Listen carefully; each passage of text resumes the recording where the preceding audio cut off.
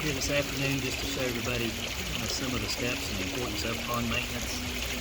This time of year, especially here, we've got plenty of leaves falling. As you can see, there's so much leaf debris built up in here. The water isn't even covering our first filter. But getting it cleaned out of this skimmer box,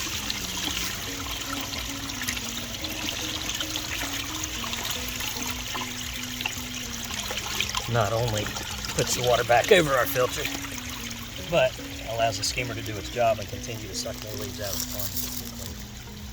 That's why you either need to have preventive maintenance in the fall and cover them with a net, or have somebody to clean them out on a daily basis.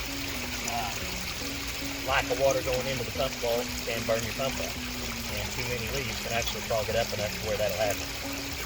Also, too much leaf debris and stuff building up in the bottom of your pond just makes more of a clean out in the spring. So staying up on the maintenance, doing preventive maintenance is an important part of pond ownership.